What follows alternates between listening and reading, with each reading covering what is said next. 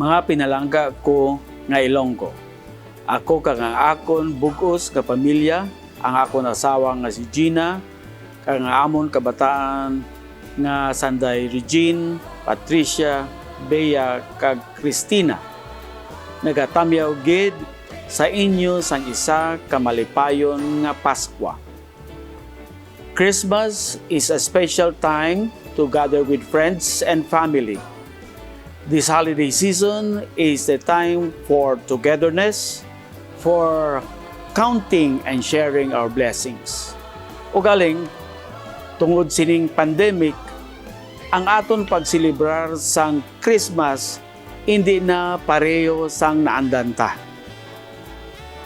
Padayon pa ang aton pag-observe sang minimum health protocols, sang physical distancing, base ang iban sa aton kontento sa pag-celebrar sang virtual celebration na lang.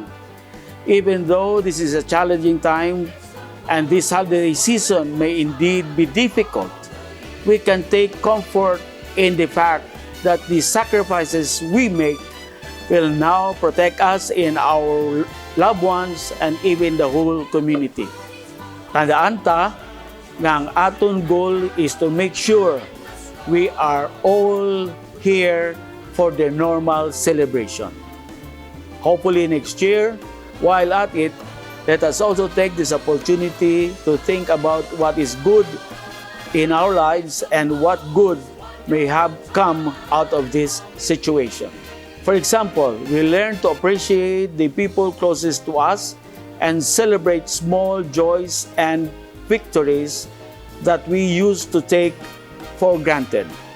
I would like to take this opportunity to thank every Ilonggo frontline worker, halin sa medical frontliners, asa sa riders nga naga-deliver sang aton pagkaon o kun orders online, ang aton drivers, market vendors, security guards, government and private employees, those who organize community pantries, those who donated anything for the less privileged, those who could not donate but prayed for our city and country, those who worked through the pandemic, and finally to our political leaders who faced impossible choices.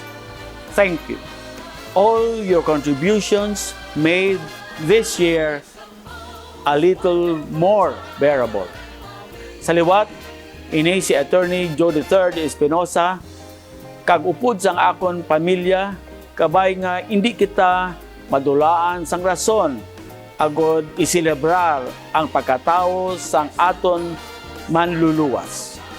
I pray that the comfort, joy, and peace of the Lord will be with you and your loved ones during this most wonderful season.